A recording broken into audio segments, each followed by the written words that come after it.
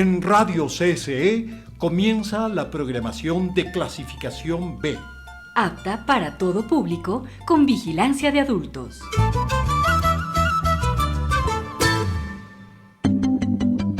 El siguiente programa es de exclusiva responsabilidad de sus productores.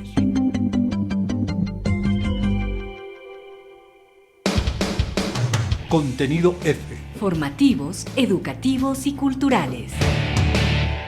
Casa de la Cultura Ecuatoriana, junto a Cooperativa Comunicacional Barba Azul Cartonera presenta Barba Azul Radio, un espacio alternativo donde podrás encontrar literatura, cine, música, temáticas urbanas y más.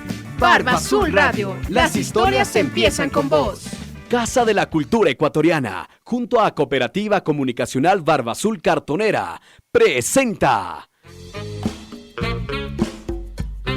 En este momento, ruido de fondo, el espacio donde podemos escuchar lo que los demás solo oyen.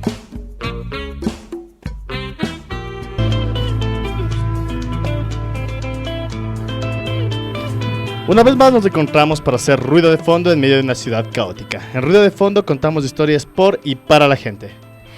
Soy Sebastián y estoy junto a Daniela. No te olvides de sintonizarnos por 940M, por www.casadelacultura.gov.es. Les amagué, ¿no? O por nuestras redes sociales en Radio Barba Azul. Y por Facebook, Twitter, Instagram, y todo lo que se les ocurra. Busquen Barba Azul Radio, algo en de hallar. Igual en 098-43-424, para si tienen dudas, algún mensaje. Hoy vamos a hablar con David Yepes de la banda Sexores. Vamos a comenzar acerca de cómo la música se va profesionalizando, la escena independiente, la escena musical ecuatoriana, va especificando diferentes características, ¿no? Y va entrando dentro de un circuito de distribución de música y un circuito de producción de música diferente al que conocíamos hasta hace poco. Claro, Sebas, igual vamos a hablar acerca de la banda Sexores, cómo nace, cómo se estructura su propuesta. Lo repetimos, esta vez tenemos como invitado a David Yepes de la banda Sexores. Para empezar el programa vamos a escuchar la canción Techos Rojos de nuestros invitados. Dani, danos algunos datos por favor de Sexores para que la gente pueda contextualizar más o menos. Claro, Sexores desde su creación busca la perfección musical, una música robótica pero con sentimiento humano y una rítmica marcada. Sexores es una banda creada en Quito a inicios del 2010 por un grupo de jóvenes que quiere un sonido diferente. Sexores fue conformada por Emilia y David en Quito. Vivieron un tiempo en España, lo que les ha permitido desarrollar su música en un ambiente propicio y presentar a un público mucho más heterogéneo. Desde el viejo continente se revela como uno de los trabajos mejor logrados en la floreciente historia de la música independiente ecuatoriana. Entonces, escuchamos la canción Techos Rotos.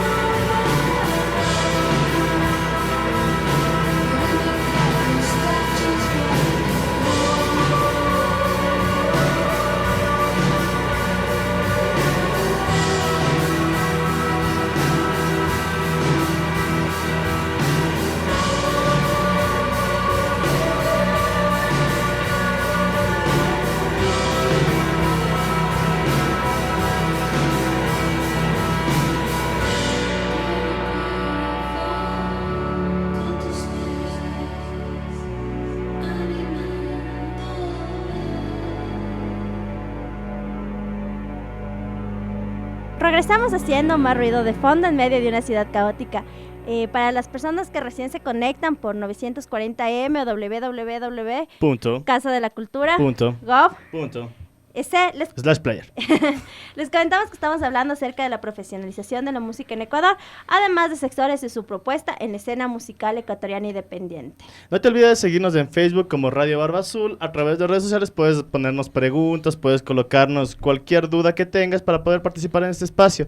Además, tenemos un hermoso cassette que nos acaban de regalar para sortearlo los chicos de Sexores. El cassette es Red Rooms, está muy bonito y por favor, los que deseen ganárselo,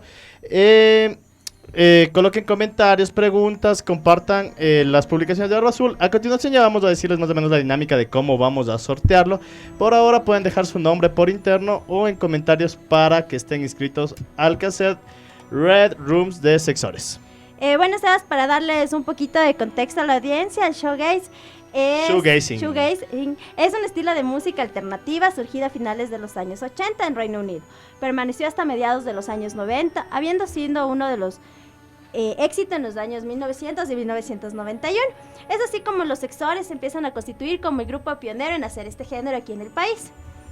Bienvenida Emilia, bienvenido David. Este espacio, desde que se lo pensó, fue construido por y para la gente, para hablar de propuestas nuevas. ¿Cómo los Sexores entienden y crean esta nueva propuesta musical aquí en Ecuador? Hola chicos, buenas tardes. Primero quisiera agradecerles por brindarnos este espacio. Como ustedes saben, y justamente hablando de la profesionalización aquí en el país, no es, digamos, tarea fácil conseguir un espacio a través de los medios de comunicación convencionales tales como la televisión y la radio. Así que un espacio como Radio Barba Azul es magnífico para todas las bandas nuevas. Y pues nosotros haciendo shoegaze justamente es una propuesta nueva, como ya creo que les habíamos comentado luego de la presentación que tuvimos en el BAC. No es realmente tarea fácil tampoco llegar a todas las audiencias, ¿no? Porque aquí este es un género desconocido y porque sobre todo el ruido de por sí, que es una de nuestras propuestas, no es algo a lo que la gente esté muy acostumbrada. Claro, pero igual en el BAC, el día que se presentaron, igual hubo bastante acogida del público. Es esa dinámica de también empezar a comprender las nuevas propuestas que se dan, ¿no? ¿Cómo Sexores empieza a evolucionar? Comienza en el 2010, tienen integrante nuevo. ¿Cómo es esta evolución en la escena musical? En realidad, como tú dices, es una evolución desde el principio, no solo por los integrantes, sino además a través del sonido. Lo que ocurrió pues fue que nosotros surgimos de dos bandas que ahorita son prácticamente desconocidas, pero que en aquella época algo estábamos logrando, que era la banda Lesbo y la banda Niños Caníbales.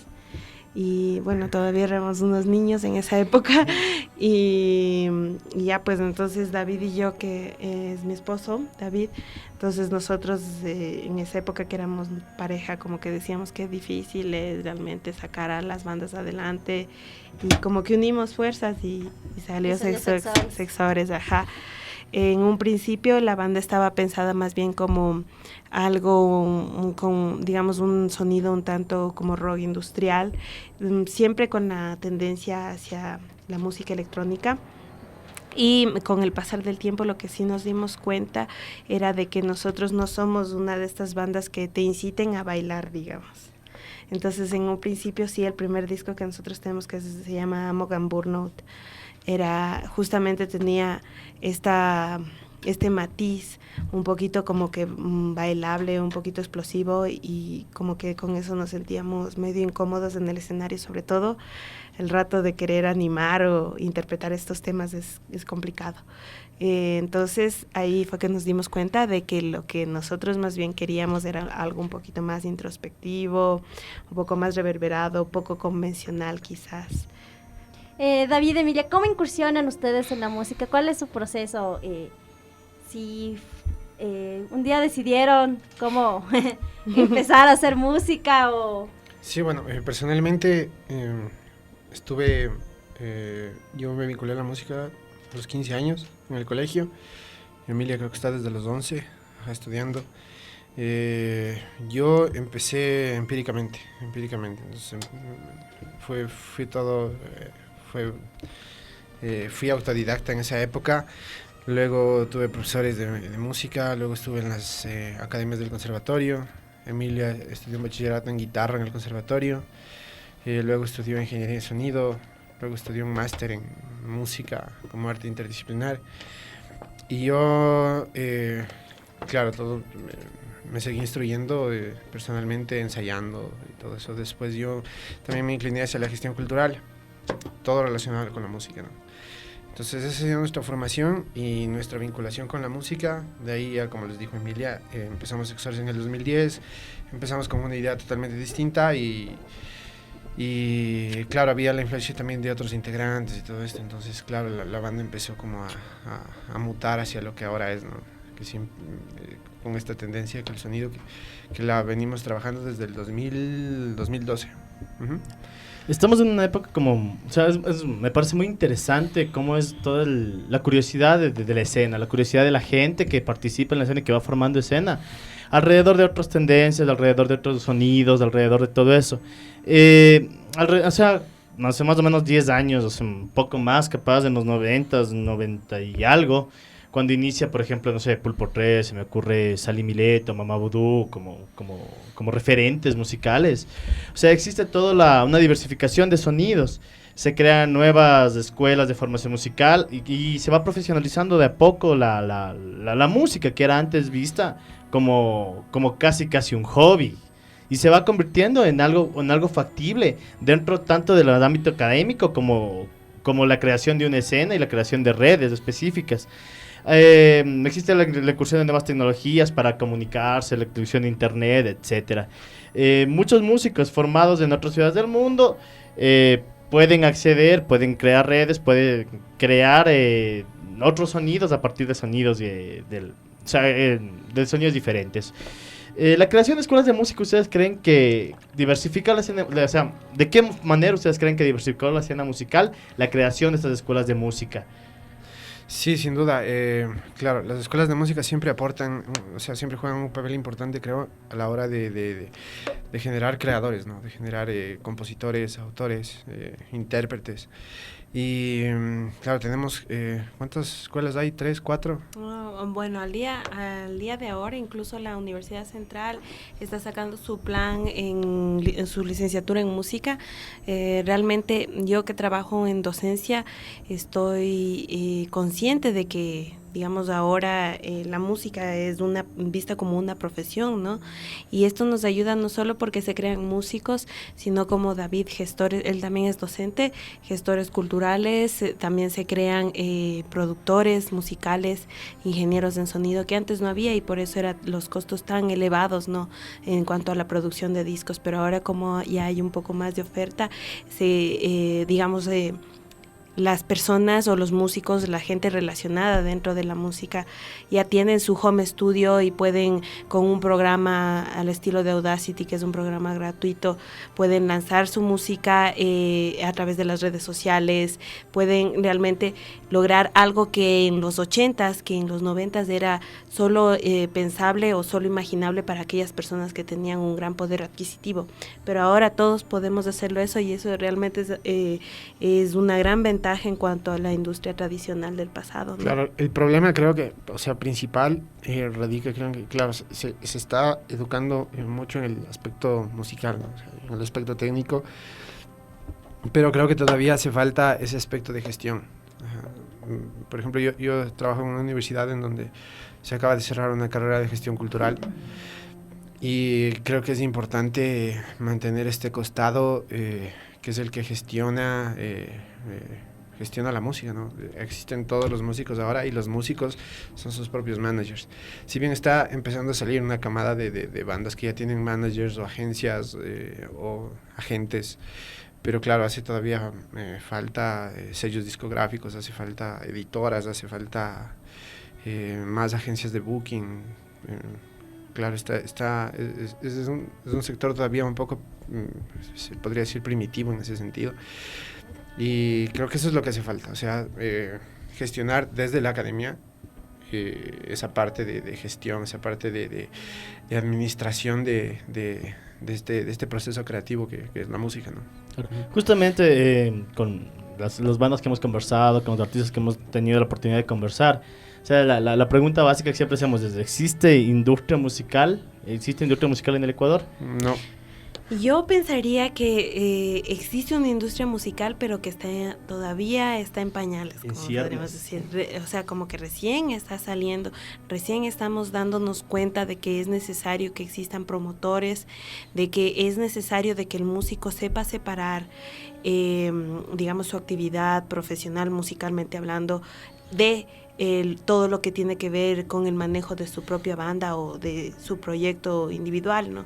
Entonces, eso creo que es un gran problema porque, pero no solo pasa aquí, no, es un problema mundial, que el músico hoy en día tiene que ser un poco un todólogo y entonces hay la importancia de realmente estar estudiando siempre, estar al tanto de qué es lo que está pasando y que los chicos no se rindan porque a la final lo que ocurre es que como ellos están viendo que no tienen, digamos, la apertura de que la gente ya no va a golpear a tus puertas, sino que a ti te toca ir a golpear a las puertas, o de que te cierran la puerta y ya se rinden, entonces terminan sin dar la vuelta a la esquina. Claro, justo ayer estábamos conversando con Luis Cáceres, el actor, dramaturgo, director de teatro, y él justamente se nos mencionaba eso, o sea que las iniciativas de las políticas públicas culturales deberían más bien enfocarse en apoyar todo el resto que no es la técnica propia. O sea, él decía, o sea, los actores, déjenos actuar, déjenos hacer lo que sabemos hacer, pero apóyennos con políticas culturales, con capacitación para cosas, para gestión de proyectos, para gestión administrativa, etcétera. Claro, Sebas, igual cuando vinieron los chicos de With Bloom Before Sunrise, el Cristian Romero, igual nos decía esto, que esta banda que recién se está formando, no recién, pero poco tiempo, todos tenían que ser de promotores, de manager, gestionar lugares donde tocar sus bandas, ser productores, empezar a grabar ellos mismos, generar diseñar la portada del disco. Diseñar la portada, entonces como... por cierto, a Cristian Romero, un saludo, nos está escuchando, dice que esa banda es una bestia de los sexuales. Cristian Romero de la banda With Blood Before Sunrise. Yo creo que soy un poquito más negativo frente a la posición de Emilia, que claro, ella dice que la industria... pero para mí todavía es un poco incipiente, ¿no? O sea, porque claro, todavía no existen todos los actores que forman parte de una bien llamada industria musical. Entonces, claro, creo que hasta que no se desarrolle todo esto, hasta que no haya editoras, hasta que no haya los suficientes sellos discográficos como para solventar a la cantidad de propuestas musicales que hay, claro, va a ser difícil, va a ser muy difícil todavía por eso es que las bandas, es muy raro encontrar una banda que creo que hay 2 o 3 bandas que siempre que alcanzan giras y todo esto, ¿no? Porque, claro, hace falta toda esta maquinaria que mueve una gira para una banda, que mueve el lanzamiento de un disco, que hace prensa, que hace relaciones públicas. Falta todo eso, entonces es un proceso que se está empezando a gestar, se está empezando a concientizar, las bandas ya están tomando en cuenta, están apareciendo managers y todo eso. Pero claro, hace falta todavía... En este sentido, ¿cómo los sexores empiezan a autogestionarse? Ustedes comenzaron con autogestión, sabemos que los cassettes que hoy vamos a sortear un cassette. Entonces vienen desde Italia, entonces ¿cómo se manejan todas estas lógicas dentro de la banda? Sí, bueno, nosotros empezamos todo esto, como este emprendimiento, se podría decir, desde el 2013, que tuvimos la oportunidad de viajar a Barcelona. Creo que eso fue el paso inicial para todo esto. Autogestión, por medio de autogestión, editamos un vinilo, un sencillo que se llama Titán, lo editamos en vinilo, fue autogestionado. Nuestra idea era sacar formatos, o sea, tener un formato impecable en vinilo y un CD. Que el CD es de Historias de Frío, que es nuestro segundo álbum. Y a esto lo editamos en Barcelona, es una autoedición, lo editamos nosotros. Y claro, empezamos nosotros a mover todas las fichas. Fuimos como un sello discográfico nosotros mismos. Entonces empezamos a movernos en prensa, armamos una gira europea, armamos una gira en Estados Unidos. Todo fue autogestión. ya para posteriormente ya con Red Rooms lo que hicimos fue ya buscar un sello discográfico. Todo eso que hicimos con Historias de Frío y con Titán nos abrió las puertas para que un sello discográfico nos fiche y claro, tener el apoyo de un sello discográfico, claro, a veces es como, está bien y otras veces no, es como que, pero en realidad un sello discográfico hace todo lo que nosotros hicimos y a nosotros nos evita toda esa tarea de estar preocupados en este tema de gestión, nosotros de las giras y todo esto. Por ejemplo, ahora ellos nos están armando una gira, tenemos una agencia de booking ya en Europa, estamos armando una gira por allá para finales de año. Lo que nosotros hicimos en el 2014, ellos ya lo están haciendo.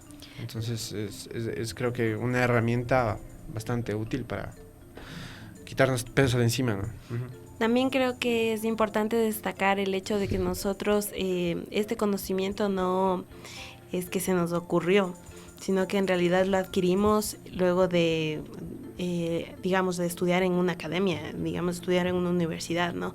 Entonces yo creo que algo importante que permite a los músicos salir es que se traten de involucrar en alguna cosa. Por ejemplo, hay bandas en las que uno de los músicos es diseñador gráfico, o en las que uno de los músicos es publicista, en las que uno de los músicos es gestor cultural, otro es ingeniero en sonido, de que cada uno, si ya, digamos, es empírico musicalmente, pero al menos trate de estudiar algo que pueda complementar su carrera musical. Claro. O sea, yo creo que también esto parte desde la idea de o sea, a cierto punto de entender que el arte, que la música, que todas las disciplinas artísticas corresponden dentro de un contexto social determinado, es decir, o sea, no son espacios indiferenciados que no tienen nada que ver con lo otro. A razón de esto, por ejemplo, Ramiro Noriega, rector de la Universidad de las Artes, menciona que la importancia de la educación artística se basa en dos aspectos. En el primero es la educación básica en arte, que sea pública, básica, media. Eso básicamente. Y el segundo, la valoración del arte en la sociedad. O sea, cómo nosotros entendemos que el trabajo artístico es algo que tiene un valor. Tiene un valor y tiene una determinada importancia y tiene una determinada función en la sociedad dentro del aspecto. O sea, tanto así que la gente vaya, consuma música, consuma merchandising, material, escuche y vaya abriendo sus oídos a nuevas propuestas. En la actualidad, ¿qué implica para ti el profesionalismo? Más allá de la cuestión de la academia y del perfeccionamiento de los procesos y de la técnica musical, ¿cómo ves ese profesionalismo? ¿Cómo se va evidenciando dentro de la escena musical? Creo que es muy importante mantener una postura, digamos, ni muy pesimista ni muy positiva. Es importante que uno ponga los pies sobre la tierra y que realmente se plantee qué es lo que va a pasar si es que esto va mal o qué podría pasar o soñar, digamos, de alguna manera, pero siempre con el pensamiento de que quizás lo que uno está haciendo no puede funcionar como puede que no.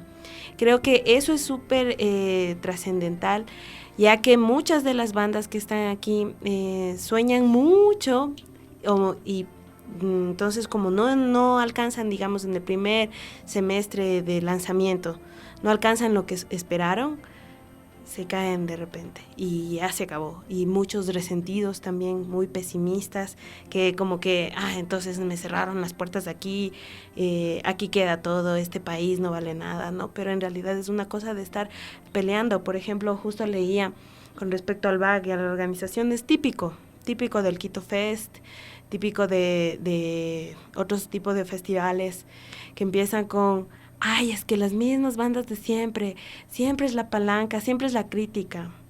Entonces también debería ser algo como un poquito una crítica y una sugerencia por último, pero no todo está mal, hay una postura de que todo está mal y por parte del público, por ejemplo, y por parte de los músicos, algunos resentidos también. Y por parte de otros agentes involucrados dentro de la música, en cambio está el hecho de aspirar mucho y luego que las cosas se caigan abajo, ¿no? Entonces creo que hay que realmente pisar bien, pisar firme y estar dispuesto a todo, ¿no? Y pelear por todo, dar, digamos, invertir en tu banda tiempo, dinero y querer lo que estás haciendo, no que te guste lo que estás haciendo. Creo que eso es ser profesional. A veces ni estudiar, cuando estudian no te enseñan eso, ¿no? A ser tú mismo. Claro, existe como, o sea, mantener un proceso sostenido, mantener un proceso en el que se entienda que se puede llegar a cierta determinada relevancia, determinada distribución de tu música, pero tras un tiempo. O sea, ahora tenemos como una dinámica, la dinámica del reality show, así, es más tener un reality show y después automáticamente el otro mes eres una estrella y vas a ser una estrella toda la vida, y realmente esa de la fama instantánea, yo sí creo que es algo que está afectando bastante y afecta bastante a la escena. O sea, creer que la dinámica del rockstar, y en realidad es algo mucho más complejo y es algo más, o sea, sumamente más profundo, ajá. Mucho más profundo que la dinámica de la fama y la joda, sí. Claro, Sebas, igual eso creo que se puede ver en escena. Sexores tiene una escena bastante bacana, bastante diferente. Gracias. Igual, es increíble cómo el público también se conecta, porque como decían, es una nueva propuesta. Entonces como que estamos acostumbrados a cierto género de música y en cierto nos empieza a limitar, ¿no? Nos empieza a limitar si se escucha punk, hardcore, y estas nuevas propuestas son las que también empiezan a alimentar la escena musical aquí en Ecuador, aquí en Quito. Sebas, creo que tenemos que ir a los anuncios de la Casa de la Cultura. Igual les queremos recordar a la audiencia que estamos hablando acerca de la profesionalización en la música en el Ecuador. Vamos con tus sexores, regresamos después de las pausas de la Casa de la Cultura. Volvemos con más ruido después del corte. Sigue en sintonía. ¿Quién soy? Soy una persona sola.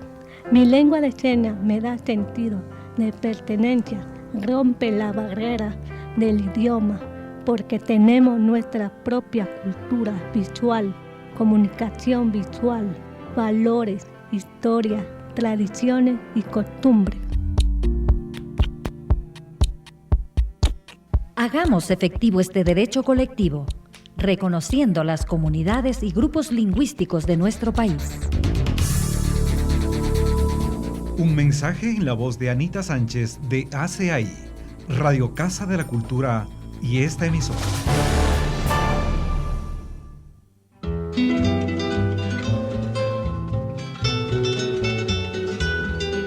El porqué de la Casa de la Cultura en Conocoto.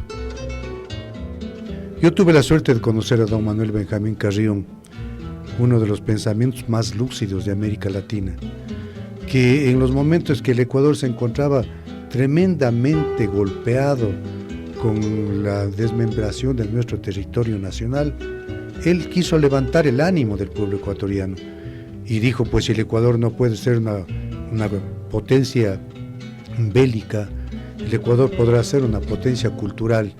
Y con ese criterio él participó en la gloriosa del 24, la gloriosa de mayo con Velasco Ibarra, la toma del poder.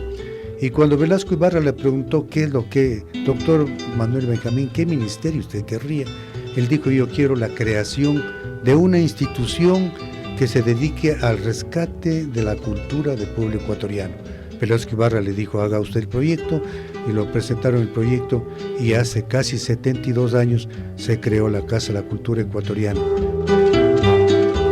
Soy el doctor Rodrigo Astudillo y Astudillo, vicepresidente de la extensión de la Casa de la Cultura Ecuatoriana Benjamín Carrión para el Valle de los Chillos, con sede en Conocoto. Radio CCE 940 AM, con usted.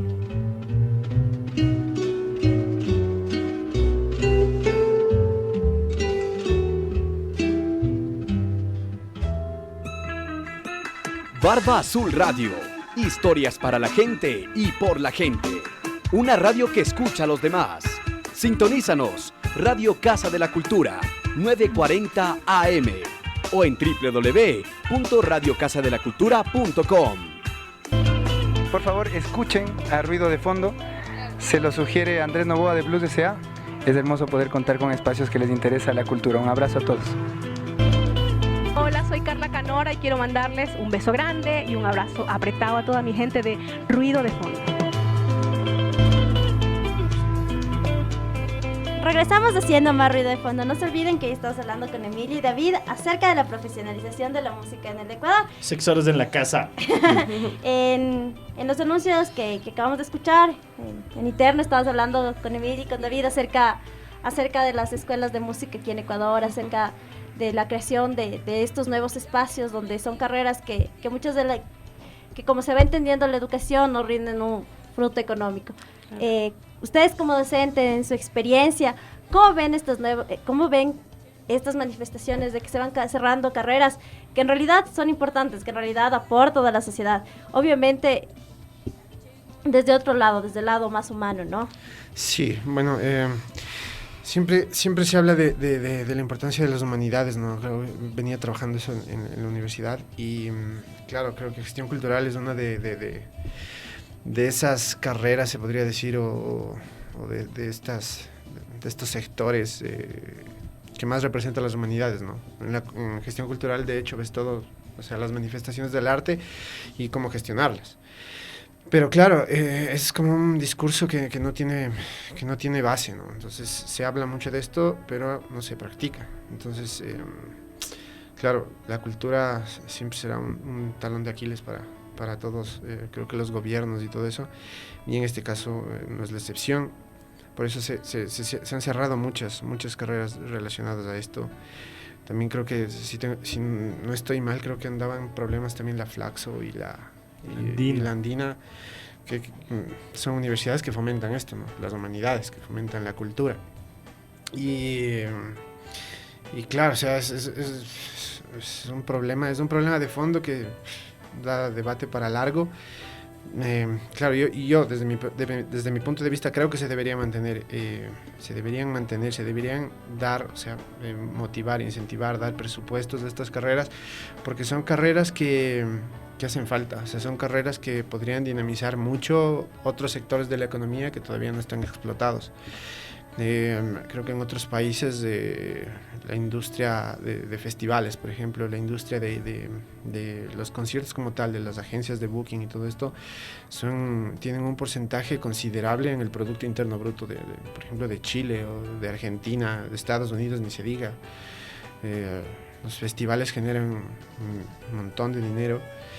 Pero claro, aquí eso no pasa. Aquí la mayoría de festivales son gratuitos. Los pocos que hay donde se cobra una entrada, terminan perdiendo dinero.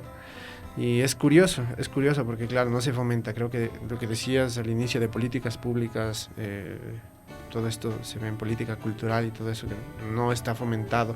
No se fomenta la inversión en el arte, la inversión ese es un problema, es un verdadero problema. Claro. Existe como una dinámica, una estructura en la educación, ¿no? O sea, siempre regida por lo que es importante y lo que no es importante. O sea, es importante y es inteligente el que es bueno para la física, las matemáticas, la química, ciencias exactas, y las personas, o sea, la gente que tiene habilidades para ciencias sociales, no sé, arte, etcétera. O sea, es como relegarle, como entender todo desde las cifras frías, desde las cifras duras, desde la percepción cuantitativa de la cosa, ¿no?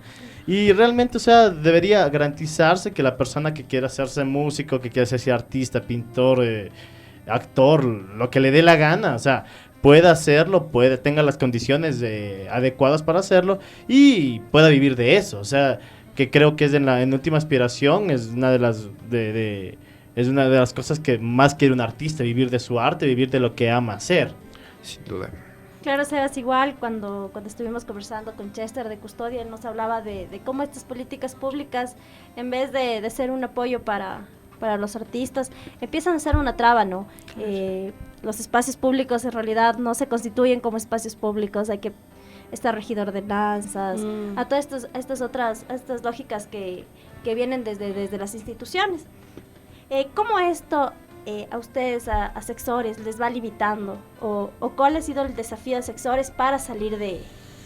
No, de hecho, bueno, no hemos encontrado limitaciones en este sentido porque ha sido, creo que nos la hemos jugado nosotros mismos. O sea, creo que la autogestión te evita tener 1 millón de trabas burocráticas Claro, a veces hemos tratado de como que de respaldarnos en algún auspicio por ahí de alguna entidad estatal, y hemos visto negativas, ¿no? Porque claro, primero es un proceso burocrático enorme del cual tú no quieres formar parte. Yo como gestor cultural y promotor de eventos y todo eso me he tenido que topar con eso, y es un verdadero problema. Y como músicos también en 2015 creo que intentamos hacer algo por ahí con una entidad estatal, no se consiguió nada, y claro, bueno, nosotros hemos tratado de evitar esto al 100%, hemos tratado de desvincularnos incluso del tema también por ejemplo, de patrocinios privados y esto, hemos tratado de jugárnosla. Sin embargo, sí. Por ejemplo, creo que en el caso del público sí tenemos un poco un limitante, pero esto es algo que es mucho más difícil de solucionar desde el punto de vista de que hay que cambiar no una generación, sino muchas generaciones. Entonces, por ejemplo, al día de ahora, digamos, una de las políticas educacionales fue quitar la materia de música y hacerla optativa o como un curso que se da, digamos, como extracurricular. Entonces, ¿qué es lo que pasa? Que obviamente vamos a tener ahorita, ya tenemos que ser a unas 5 generaciones de niños que salen y que no saben qué es la música y solo saben el himno nacional. No saben nada más de música que lo que ven en la televisión, que como lo que tú decías, los reality shows, que lo que escuchan en la radio. Ellos no tienen no puedes tener tu opinión si es que tú no has sido educado en ese aspecto. Claro, incluso desde el punto de vista académico también hay mucho como que una inclinación mucho hacia la música popular, hacia la música, hacia el jazz, estas corrientes que empezaron a surgir a finales del siglo XIX, ¿no? Pero no se ha tomado en cuenta que hay una rama, por ejemplo, una corriente de música contemporánea, la música electroacústica, el ruidismo. Estas corrientes en la academia ni siquiera se las nombra, y son corrientes, o sea, la gente, los exponentes de estas corrientes es gente muy preparada, son genios prácticamente. Y algunos son matemáticos, Ajá, algunos son ingenieros, arquitectos, y de eso desconocemos la mayoría. Por ejemplo, preguntarle a un chico que, qué sé yo, que haga pop, que haga salsa, a pesar de que haya tenido, incluso yo tengo alumnos que han estudiado en la academia desde niños, y le pregunto, ¿sabes tú tal vez quién es Stockhausen, quién es Luigi Russolo? Y no tienen ni idea. Entonces, probablemente si ahorita les pregunto eso, ustedes también dirán, ¿quién? Estamos en las mismas. Ajá, estamos en las mismas. Sí, y lo curioso es que, por ejemplo, uno de nuestros mayores exponentes de ecuatorianos afuera es precisamente un músico electroacústico. Porque quizás nosotros así no nos conozcan, por ejemplo, en Alemania, o quizás no, capaz a quien conocen es a Delfín Quispe, no hablo de él, no es electroacústico, estoy hablando de Mesías Maihuashka, y a él sí lo conocen allá. Entonces, nosotros nos han educado, como dice David, con la música popular, como que nos hemos quedado en la época del romanticismo, de los pasillos, del nacionalismo, y hay otra corriente que está totalmente sin explorar, y que la gente aquí falta un montón que se eduque en ese aspecto. Entonces han habido, por ejemplo, el Festival de Música Contemporánea. Claro, fue un festival que fuimos el año pasado, ¿fue? ¿O este año? No, este año fuimos, creo que fuimos. Pero ya tiene varias ediciones, que fue fundado por un músico electroacústico que igual es profesor en Estados Unidos, que se llama Milton Esteves. Entonces, eso nos falta. Y claro, y tú vas al festival y ya desde el punto de vista de gestión ves que no, o sea, el trabajo de públicos es escaso. O sea, tal vez se trata de trabajar al público, se trata de educar al público, pero el público no se deja. Entonces es tal vez porque son corrientes un poco difíciles de digerir y todo esto, y tal vez necesitan un poquito como que de fundamento teórico y todo esto, pero explicarles y todo esto, y la gente, de hecho, en el festival se propone esto, ¿no? O sea, hay una parte, recuerdo que una exposición en donde te muestran todo este tema de las vanguardias ya desde un punto de vista más, claro, o sea, más conciso, ¿no? Más didáctico. Pero claro, esto no se llega No a llega apreciar, a todos, no se llega a no apreciar. llega a todos. Y eso también es un poquito negativo con nosotros, empezando desde el punto en que partimos. Claro, esto es un poquito perjudicial para nosotros como sexuales porque nosotros tenemos mucho de eso. O sea, nuestra música tiene mucho Es del ruido. ruidismo, es ruido. A veces, bueno, si bien hay canciones que tienen dinámicas pop y todo esto, pero en realidad es ruido. O sea, jugamos con ruido, programamos con ruido. O sea, tenemos softwares en donde hacemos esto, tenemos pedales en los que con los que fabricamos todo esto. Por ejemplo, muchas de las escuelas se preocupan por el virtuosismo. Entonces, se preocupan por ver una cantante o un cantante, un guitarrista, un percusionista, que son muchos de los músicos que nosotros ahora apreciamos en la escena. Son excelentes, son admirables, pero exploran eso, que la técnica. Y algo que se olvida mucha gente de explorar es el sonido, el timbre. Entonces, por ejemplo, tú escuchas todo eso y dices, qué buenazo que es, pero ¿sabes que esto se parece a esto? Solo por el sonido. Dices, como que este tono se parece a este. Eso falta mucho y es en muchas bandas que hay aquí. Son pocas bandas las que tú dices, wow, esto es como, o sea, esto es esto, ¿no? Suena diferente, ¿quién lo hizo? Qué raro. Tal vez algo algo que sale del molde, ¿no? Porque existe mucho esto. Lo que les digo, tenemos mucho de la música popular. Entonces ese es nuestro molde, eso es lo que se nos educó y... Claro. Como mencionaba Emilia, las propuestas son nuevas también y como a nosotros como público también es como que nos empieza a impactar. Por ejemplo, hubo el concierto del Mesías Meguasca en el Chimbía, que fue algo espectacular. Entonces uno entra y está acostumbrando, ¿no? El escenario al centro y sillas y todo, mientras que ahí se manejaba otra lógica. Podías acostarte, podías ir caminando, o sea, era como otras lógicas que se van manejando y que nosotros como público, o sea, se nos escapa también. Entonces, ¿cómo ustedes, en su experiencia como docente, creen que pueden vincular esta educación artística a las escuelas y los colegios? O sea, lo mejor, de hecho, sería hacer como la música como un arte interdisciplinar, ¿no? Desde ahí se parte. Empezar a pensar que la música ya no es un arte temporal, sino como tú dices, es un arte temporal y espacial. Entonces, por ejemplo, esta presentación que tú escuchaste el domingo es diferente de la presentación que quizás escuches en 2 meses. Tienes que aprender a valorar el momento.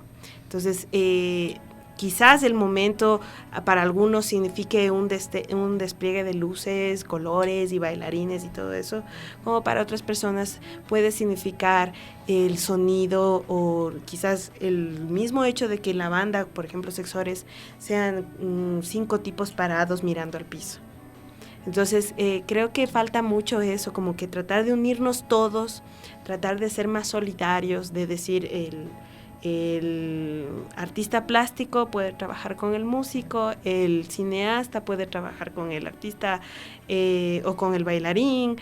Sí, eso creo que hace mucha falta y de esa forma nosotros podemos un poco empezar a empujar a la gente hacia la avant-garde, digamos, del siglo XX, ¿no? Que precisamente trataba de eso, de unirnos todos, de respetar, de no solo pensar en, es que si es que no suenas de Ecuador, si es que no cantas en español, no está bien. Entonces, de ser un poquito más abierto, de decir al niño, no pintes aquí, no importa, no, si tú no pintas de la vaca de color blanco y negro, está mal, ¿sí? Entonces, si pintas de rojo, pésimo. Claro, existe como una cuestión muy, muy complicada de entender el momento, porque lo que tú hablabas es la sensación, y de una época en la que en realidad, la época de la reproductibilidad de la obra de arte, o sea, todo el tiempo puedes libro volver. Lo he leído.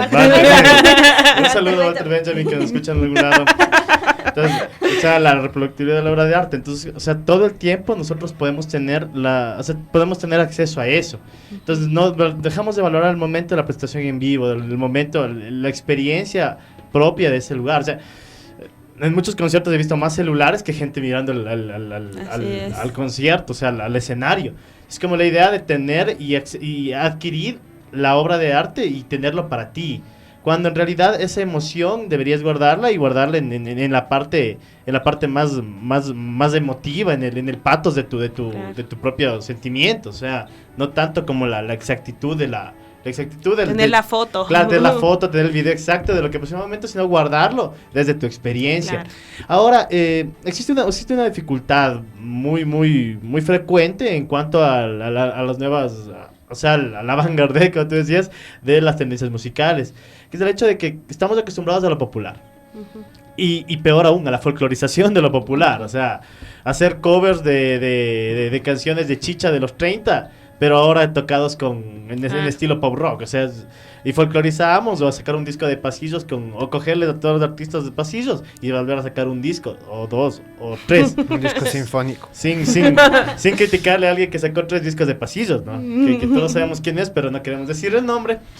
Entonces, o sea, es como la idea, o sea, hay nuevas cosas. Pero también nos topamos con un límite, o sea, el límite de que la gente no llegue a entender, o sea, no llegue a entender porque trata de racionalizarlo desde lo que siempre le han enseñado, desde la melodía, desde lo rítmico, etcétera. Desde los números. Ajá, y no entendemos eso.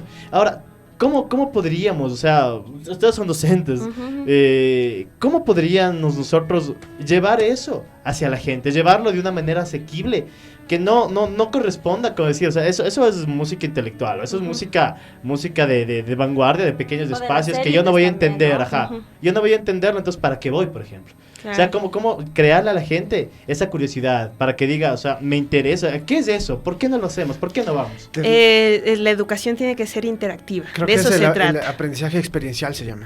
Ajá, el aprendizaje experiencial creo que es el fundamento de todo.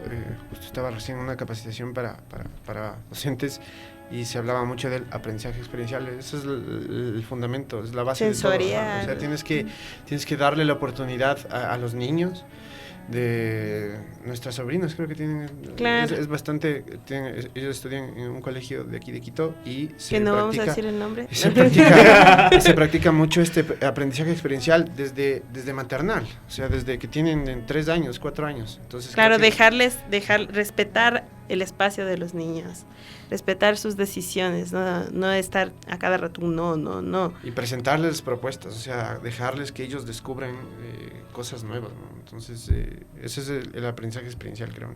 Claro, por ejemplo, seguramente ustedes han escuchado a Björk, ¿no es cierto? Entonces ella ella compró un aparato que se llama el React Table, que es un instrumento musical nuevo diseñado en la Pompeu Fabra, que es una universidad de Barcelona. Y este aparatito es más o menos como una mesa como esta de aquí, con una serie de cubitos que tienen diferentes formas. Entonces, este aparato lo compran en las escuelas y en los colegios de Estados Unidos y Europa.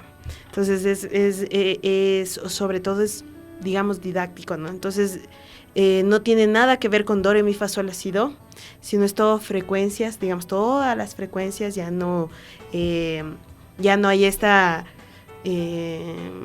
digamos, esta escala que ya nos han implantado desde la Edad Media, sino son todos estos números infinitos que los niños a lo cual los niños les permite jugar con ello. Entonces, por ejemplo, este tipo de aparatos es lo que nosotros necesitamos aquí, hacer que los propios niños construyan sus instrumentos musicales, sea de la escala que sea, sean afinados, no sean afinados, no decirle a un niño o una niña, no cantas feo, estás cantando desafinado. Decirle que cante como quiera. Al final es la forma en la que ellos tienen que expresarse. Entonces, creo que eso nos falta mucho. Muchos de los profes de música tienen eso, ¿no? La regla. Y claro, además eso te hay que cambiar. Enseñarte el himno nacional, el himno paquilla. El himno nacional es el segundo más hermoso después de la Marsellesa. Queremos crear identidad, queremos hacerle a la música generadora de identidad. Claro. Cuando en realidad, o sea, debería apreciarse la música por ser música, no por ser músico. A mí me encanta una frase o en otra radio dicen, o sea, nos gusta la música, odiamos la música nacional, pero nos gusta la música hecha acá, que es de calidad. Punto. O sea, muy es bien, eso, o sea, claro. Es el hecho de ir generando, ir haciendo nuevas propuestas, ir consumiendo nuevas propuestas, no porque sea ecuatoriano. O sea, hay música ecuatoriana que he escuchado y es muy mala, y hay música ecuatoriana que es excelente, que en realidad no ocupa esos grandes espacios que deberían ser ocupados. La ley del 1x1, una mal aprovechada ley del 1x1. O sea, tenemos chance y ponemos 2 artistas que ya están más que posicionados cuando hay un montón de propuestas que deberían ser colocadas en radio y en medios. Ahora nos topamos frente a esta realidad, ¿no? O sea, la educación, la academia, como se le quiera llamar, o sea, al mismo tiempo que corta parte de la creatividad, también te da la posibilidad de utilizar recursos, utilizar herramientas para seguir creando en torno a poder hacer esquemas, a influencias, etcétera, pero seguir creando.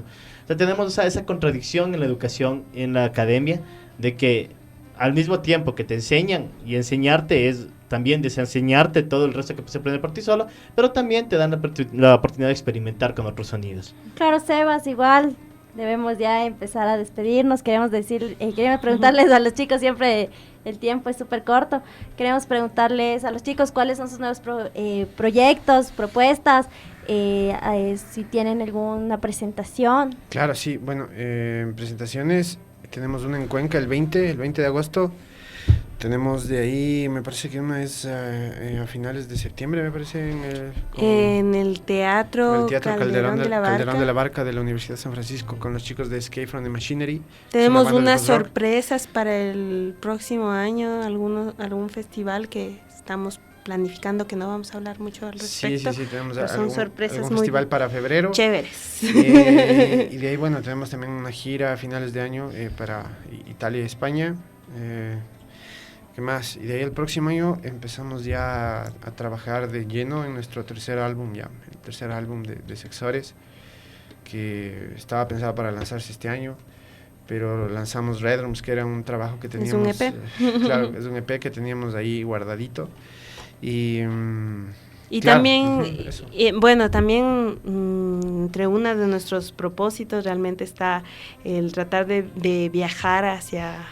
O sea, digamos, a otros países que no hemos visitado, si lo tenemos que hacer de forma autogestionada o a través de la disquera, sea bienvenido, pero la cosa es tratar de como tú dices, no tener una bandera, eso creo que sí, siempre nos ha gustado buscar en dónde está nuestro público, ¿no? Eso hicimos en 2014, lo continuamos haciendo ahora, siempre a mí personalmente me gusta mucho trabajar el tema de públicos, y con Sexores tratamos de practicar eso, ¿no? Siempre nos gusta viajar, creo que viajar es nuestra pasión, y si es con Sexores, mucho mejor, ¿no? Y un saludo también, no estamos todos los Sexores Sí, ahorita. Un saludo a todos, a Martín, que es nuestro bajista, Efren, que es nuestro guitarrista, André, que también es nuestro guitarrista, Francesca, que es otra bajista que tenemos por Italia, a todos los chicos que están por ahí regados. Y a toda la gente que realmente nos ha prestado sus oídos, ¿no? Nosotros sabemos que es un poco complicado al principio, pero les va a gustar. Sí, y también aprovechando el espacio para agradecer mucho a la gente del BAC, que estuvo el espacio increíble, ha sido desde mi perspectiva uno de los mejores shows que hemos tenido aquí en Quito, si no el mejor, así que muchas gracias productora Pío a la Pío. productora Pío Pío, a José Favara, que estaba detrás de esto. Saludos, al municipio. Ajá.